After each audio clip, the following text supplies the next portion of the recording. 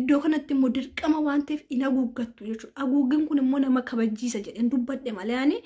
amantii keessan gadi buusuudhaaf miti dhiifama guddaa naa godhaa yennaan natti gaddisanii maaliif an nama gaddisiisuun fedhu dhugaa rabbii laayifii koo keessatti nama tokko gaddisiisennaan amman dhiifama gaafadha maaliif kan boru jiraachuu keenya iyyuu hin beekne kan arra galgala wanta ta'u iyyuu hin beekne zim jenne wal gaddisiisa zim jenne wal arrabsuun baay'ee hin barbaachisu isin keessumaa nama barateerraa hin barbaachisu jechuudha.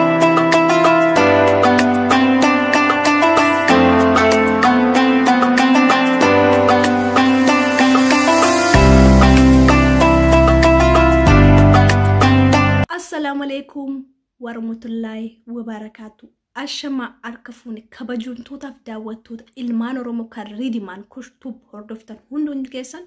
akka nagaa fayyaa taatan abdiin qaba. Mee akkamisini nagaa jirtu fayyaa keessanii warroonni soomarra jirtan immoo amma sirra deebisee Ramadaan Kariim isiniin jedha. Obboleeyyi amma yaada tokkoof isiniin dhufe obboleeyyan keenya kiristaana. Obboleeyyan koo kiristaana yaada tokko isiniif ibsu dhufe jechuudha. Innis maali? Intini gaafif deebii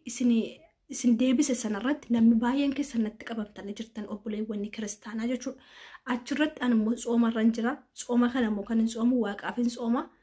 Namni tokko mootuu natti qabamee jiru. Yennaa jechi koo nama gaddisiise nama sana dhiifama gaafachuun dirqama narra jira. Ani garuu isinin gaddisiisa yookiin isinin gabbuusa jedhe wanta kana naasomne sonne wanta natti dhagaame wanta keessa kootti dhagaame yeroo sanatti haasee jechuudha. Garuu namooti baay'ee koomentii gaafan ilaalu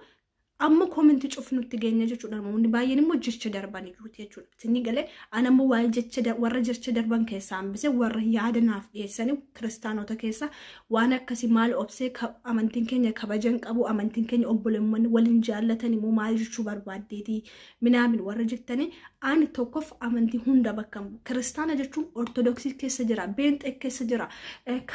kaatolikii keessa amantii garaagaraatu keessa jira. Ani ግን amantiin akka iddoon keessaa dhufe yeroon isin jedhu cheerchi iddoon irraa dhufe naaf akka kootti feelan yookiin bakka naaf hin geenye jechuudha. Kanaafan dubbadhe iddoo wanta dhabe sana immoo yeroon argadhu gammachuu sanaafin akkasitti ibsi malee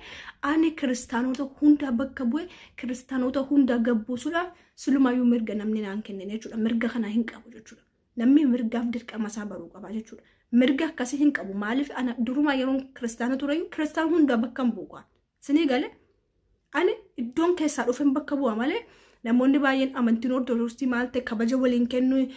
wayyaaniin uffatamuu maal jechuudha jettan akkas miti. Biibiliidha yookiin macaaf quddusii yookiin wangeelarraa illee akkas jedha kiristaana keessallee haguuggadhu jedhe isinii galee wal mirkaneessa waan ta'eef amantiisa kana ajjan iddoo kanatti immoo dirqama waan ta'eef hin haguuggattu jechuudha. Haguuggin kun immoo nama kabajiisa jedheen dubbadhe malee ani amantii keessan gadi buusuudhaaf miti dhiifama guddaa naa godhaa yennaan natti gaddisanii maaliif an nama gaddisiisuun fedhu dhugaa rabbii laayifii koo keessatti nama tokko gaddisiisennaan amman dhiifama gaafadha maaliif kan boru jiraachuu keenya iyyuu hin beekne kan arra galgala wanta ta'u iyyuu hin beekne zim jenne wal gaddisiisa zim jenne wal arrabsuun baay'ee hin barbaachisu isin keessumaa nama barateerraa hin barbaachisu jechuudha gama keenya anamma narraa hin barbaachisu jechuudha. Isattaane immoo achi jala isinii gala namoonni tokko yaada kennan filan dank baay'ee galatooma thank you so much yaadi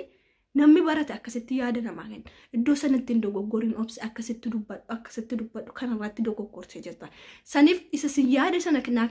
naa kennitan irratti obboleeyyan koo kiristaana kun amma dhiifama gaafachuun dhufe maaliif yaada naa kennan malee nan arrabsine jechuudha. Achi jala amma tigist kan jedhamu dhufte shaarmuxa maali koomentii hundaa jala yeroo obboleeyyanni kiristaana yaada tokko kennatan dhugaa jirte shaarmuxittiin kun dhugaa jirte shaarmuxittiin kun hin jedhamu akkas waaqayyo kana sirraa hin jaallatu dhiifamaa jedhu. Anamma gaafif deebise sanarratti yennaan dhuguma sharreenya yookiin waan gadhe yaade wanta sana haaseerate waaqayyo bor fuula waaqayyoon duratti qofaa kun itti gaafatamaa jechuudha.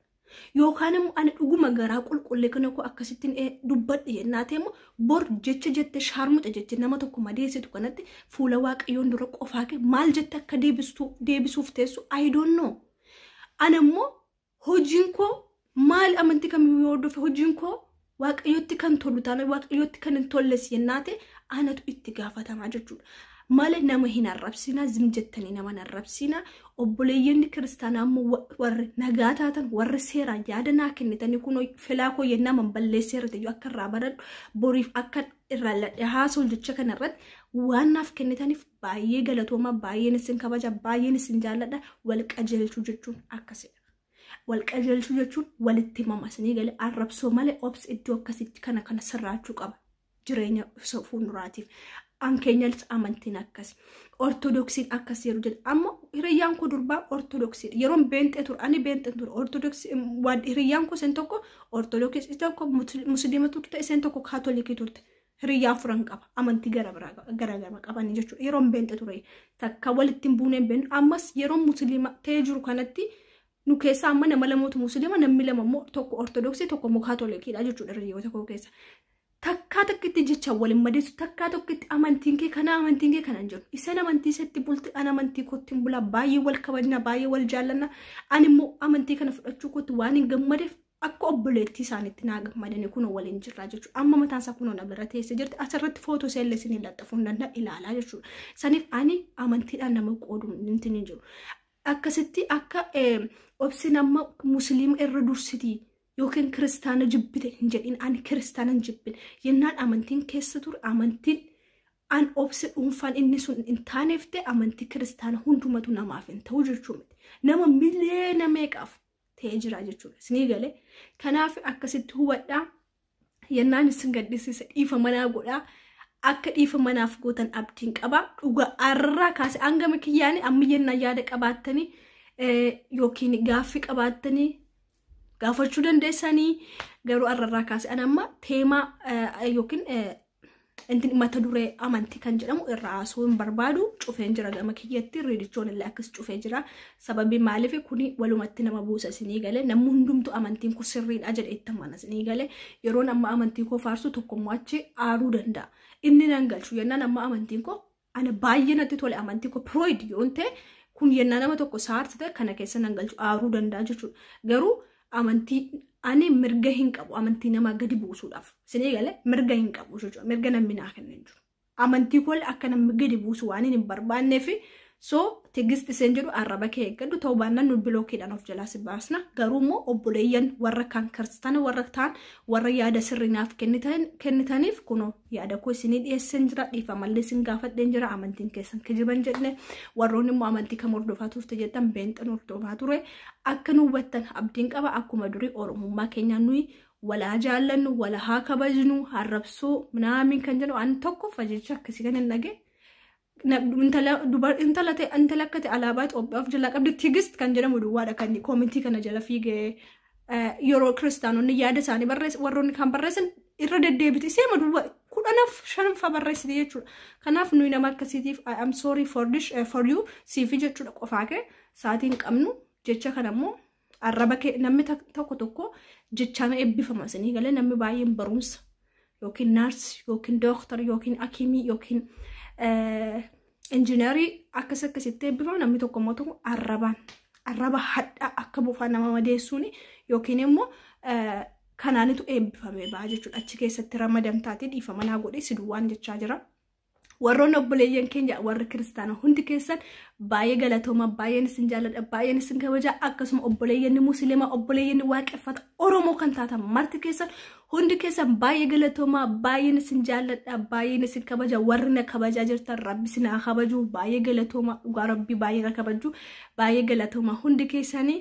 kanarraa nafee teemaanii yookiin mata dureen amantii dhumatee jira. Video kana gaafa gartanii koomentii jalatti nuyi dhiifama sii goone jirraanaan jedha maaliif waaqayyo dhiifama jaallatame jire ani immoo dhiifama isin gaafadheera warrooti isinitti dhagahame jechuudha isinii galee warroonni seeraan kabajaan naa barreessitanii fi isiniif hin deebisuu dhufe obboleeyyanni kiristaana jaalala keessa jiraadha nageenyi waaqayyo isinii wajjin haa ta'u obboleetti musliimaallee nageenyi waaqayyo isinii wajjin haa ta'u baay'ee galatoomaa assalamu alaikum warahmatullahi wabarakatuh. Ciao Oromo.